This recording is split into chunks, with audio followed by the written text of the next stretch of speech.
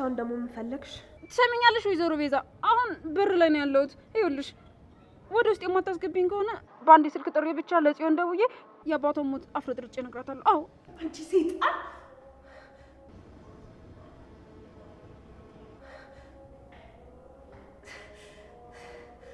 እቺ ልጅ እኮ አታደርገውም አይባልም።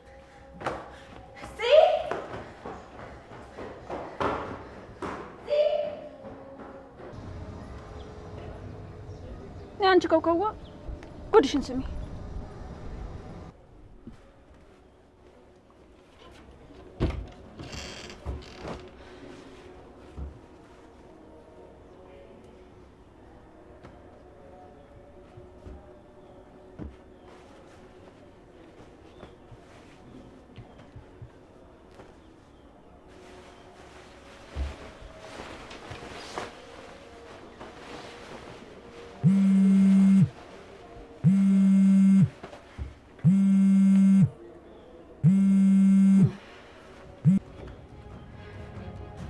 እሺ ወይዘሮ ሉሊት እኔ እንዳስገባሽ ስለምን ነው የደወልሽው? ያባረርኩሽ እኮ ነው ሳሎን የቤቷ ባለቤት ነች።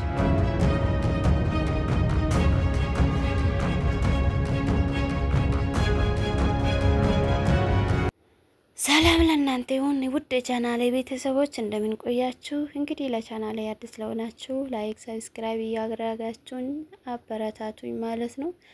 እንግዲህ ኤፍራታ ያፌት መድኃኒቷን ሰጥቶ የኤፍራታ ልጅ ሊገል ነበር። አጋጣሚ የኤፍራታን ልጅ ሊያተርፍ ሲል ዶክተሩ በመሞቱ ሳምታ ኤፍራታ ደንግጣ መድኃኒቷን ጥላ እንግዲህ በአንድ ሰው መሞት የህፃኗ ታድጓል ማለት ነው።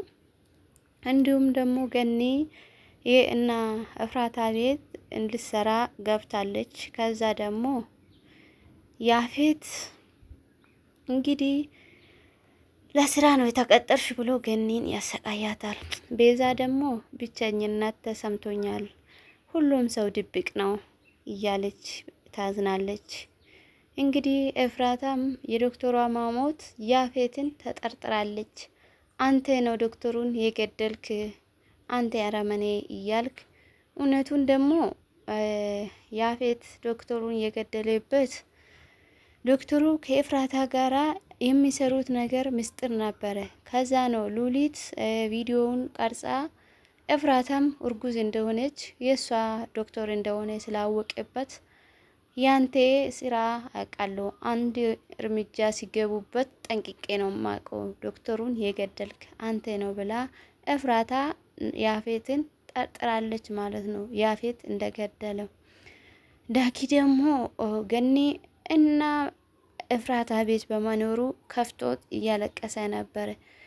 መክፋት ብቻ ሳይሆን እናቴ እዛው ውስጥ አንድ ነገር ከሆነችብኝስ ብሎ ስጋት ውስጥ ገብቷል። ጽና ወይዘሮ ሉሊት ደግሞ ግብ ፈጥሯል። ሉሊት ጽን ገደለችኝ ድረሱልኝ ብላ ቤዛ ወይዘሮ ሉሊትን ከቤት አስወጥታለች። ኤፉ ደግሞ መድኃኒቱን ስለተፋች እንግዲህ ምንድነው ደስ ያለችው? ኤፊም መድኃኒቱ ያልዋጠችበትም በዶክተሯ በማሞቱ ምክንያት ደንቂጣ ስለነበረ ነው መድኃኒቱም የተፋችው። ከዛ በኋላ ነው ያፌት ከመሬት ከማንሳት ዋጪ ይሄ መድኃኒት የትም አይገኝም ሲል ኤፍራታም ደግሞ ጥርጣሬ ያፌት የሆነ ነገር ለማድረግ እንዳቀደ ኤፍራታ አውቃለች። ዶክተሩ ትናንትና ከሞቴ ማኖ መድኃኒቱንም የሰጠ ማወቅም እፈልጋለሁ ብላ ጥርጣሬ ውስጥ ገብታለች። ከዛ ደግሞ ዶክተሩ በመሞቱ እሱ ምንም አልደረሰበትም። በጣም ሲደነግጥ ምን ሆና ነው ብሎ ስላልደነ ዶክተሩ ያላዘዘ መድኃኒት ከየት ነው ያመጣ ብላ ጠይቃለች። እሱም ደግሞ ዶክተሩ መድኃኒቱ በውድ እንደተገዛ ለማስገደድ ቢሞክርም እሷ ተጠራጥራ መድኃኒትም አልውጥም ብላ አንተ ነው የገደልክ ብላለች። እንግዲህ ኤፍራታ የያፌትን ስራ አውቃለች። መድኃኒቱንም ማን እንደሰጣ ማን ነው እያለች ነው። የዶክተር ሞትም በኋላ እሱ እንደገደለ በጣም ተጠራጥራለች። እንግዲህ ያፌት ነገሩ ስላወቀ ኤፍራታ የሆነ ነገር ትላለ አቤልና ገነትን አስወጥቶ እሷን ያስደነገጣቸው። እንግዲህ ሁለቱም በጣም ደንግጠዋል። ገኒና አቤልን መይዛቶ ወደ ቅራት ሮጡ ነበረ። እናም እነሱን አስወጥቶ ዶክተሩን እንደገደለ ዶክተሯ ስጮ እኔ ምንም ነገር አላቅም ብሎ ክዷታል። እሷም ልታምን አልቻለችምና እኔ ነኝ የገደልኩት ምን ታመጫለሽ ብሎ እንግዲህ ፍላፊቷ ተናግሯል። ኤፍራታ ደግሞ ያለ ጥፋታ የዶክተሩ ስለሞተ በጣም አዝናለች። በጣም ነው የተደነገጠችው።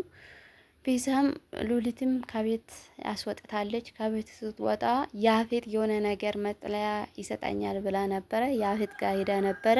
እንግዲህ ያፌትም መኪና ውስጥ ካወሩ በኋላ እስቲ ውጪ ብሎ በመኪና አስወርዶት ሜዳ ላይ ጥሎ እንደሄደች እሷም ተደናግጣ ወደ ነቤስ ትመለሳለች። እሱ እየሳቄ አስወጥቶ ጥሎት ያፌት ሉሊትን ጥሎ ይሄዳል። ሉሊትን ጥሎ ሲሄድ ሉሊት ደግሞ እጅጉን አዝና ወደ ቤዛ ቤት ትመለሳለች። ወደ ቤዛ ቤትም ስትመለስ የሆነ ነገር ያቀደችው ነገር ይኖራል ማለት ነው። እንግዲህ ወይዘሮ ገነትም እዛ በመኖሩ ዳጊ ከፍቶትም እያለቀሰም ነበረ። እሷ ደግሞ ልጄ ማሳከም አለብኝ ከኤፍራታ ጎን መሆን አለብኝ ብላ ኤፍራታ ደግሞ የሆነ ነገር ለገኒ ልትናገር ነበረ። አቤል ሲመጣበት ደግሞ ሌላ ቀን ይሆናል ብላ ነበረ። እንግዲህ ኤፍራታ ልጇ ለማስወረድ ያፌት ያጠነሰሰው ጥንስስ አልተሳካለትም። በዚህ አጋጣሚ ደስ ያላችሁትን እኔ ደስ ብሎኛል፣ ልጁ በመሞቱ ማለት ነው። ዳጊም ደግሞ እሷ ገኒ እዛ በመሆኑ አዝነዋል፣ ተከፍቶ እያለቀሰም ነበረ። እንግዲህ የያፌት ክፋት ይሄን ያህል ጥግ ነው ማለት ነው። ዶክተሯ ከኤፍራታ ጋራ የሚሰራ ስለነበረ እሱን ስለሰማ ዶክተሩን አስወግዶታል ማለት ነው። ቤዛ ደግሞ ብቸኝነት ተሰምቶኛል እያለች እሷም ሰው ማመን ከበደኝ እያለች ከዚህ በፊት የኤፍራታና የጽን የዶክተር የጎደኛ ፖሊስ በመሆኗ እጅጉን እኔ ማላቅ ሆኖኛል እያለችኝ በጣም ነው የከፋት ማለት ነው። እንግዲህ